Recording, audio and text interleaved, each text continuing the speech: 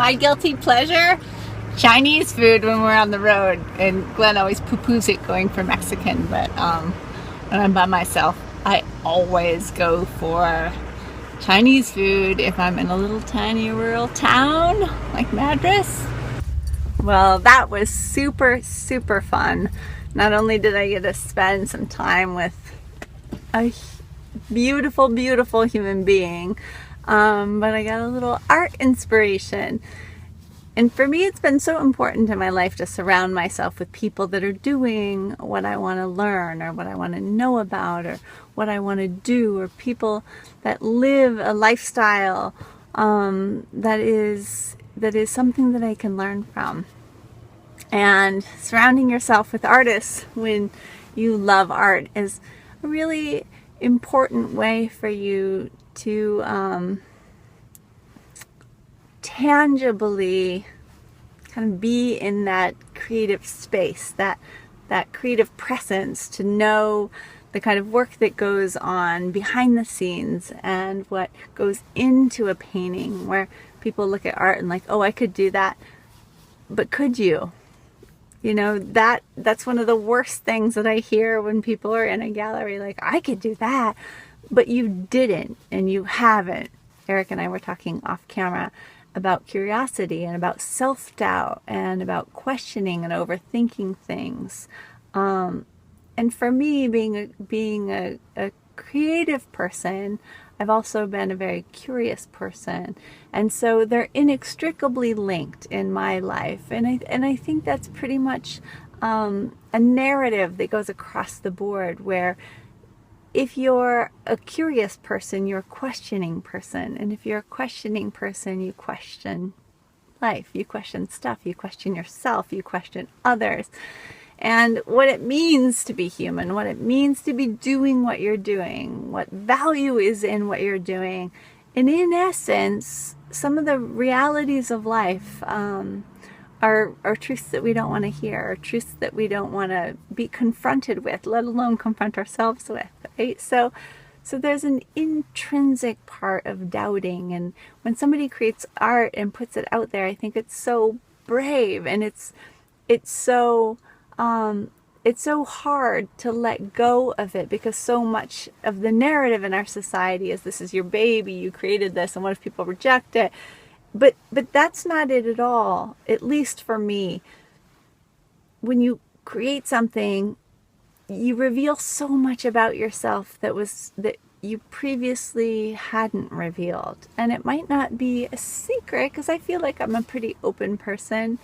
But there is a vulnerability in letting people see yourself, your identity exposed. And I think art and poetry and music are some of these ways that you can't untangle the art from the artist. You can't untangle the music, the song from the writer.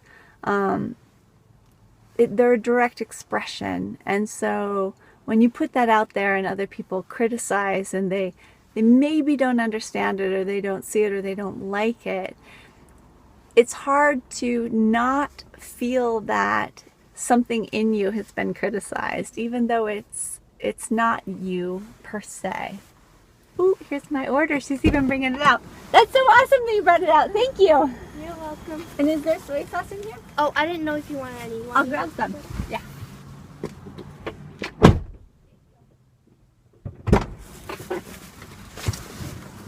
Okay.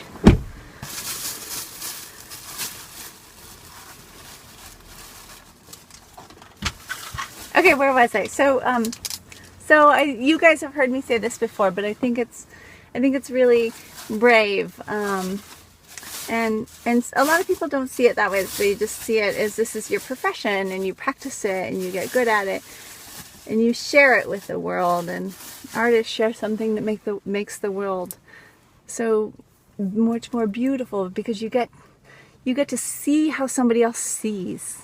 I look at this painting, or I look at the still life Eric was doing, and then I look at the real flowers in the vase, and how he's interpreted it is so much more beautiful even than the real life. And so that's that's such a gift, and that's such a talent, and it doesn't just take talent, it takes a lot of hard work. And Eric and I have had this conversation numerous times over the years, and I freak out. I'm not painting because I get bogged down in my own lack of skill.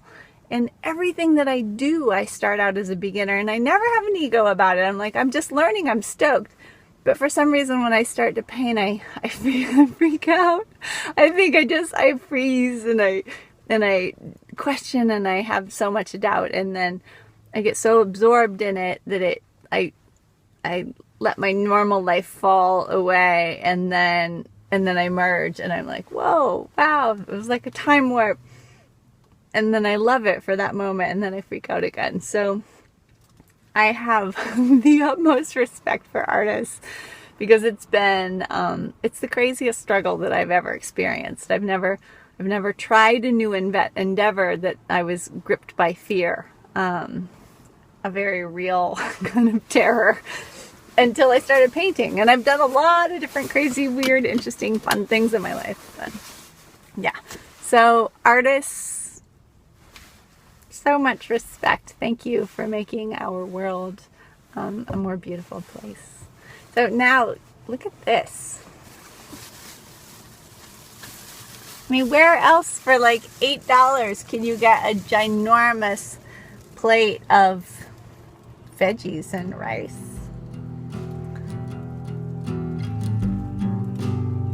This is what I call fast food.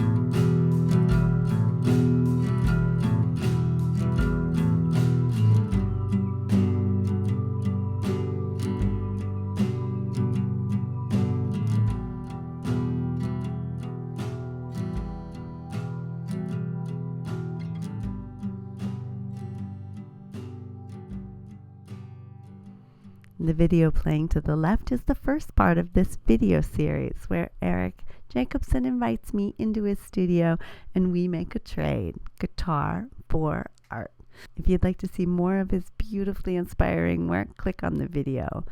All of the driving footage was shot using a dash cam, and I wanted to include this in this video because when people think of Oregon in the Pacific Northwest, most often they think of a temperate rainforest, lush green, mossy, wet, rainy, but more than half of our state is high desert plains, and it's just as beautiful as the more lush green parts. But I want to give you a feel for what it's like to drive through those high desert plains, through those tiny little old western towns. So I hope you enjoy the extra footage. For those of you new to the channel, welcome. I'd like to invite you to subscribe and join the best people on YouTube. Thank you all for being here. Thank you for watching, and I'll see you next time.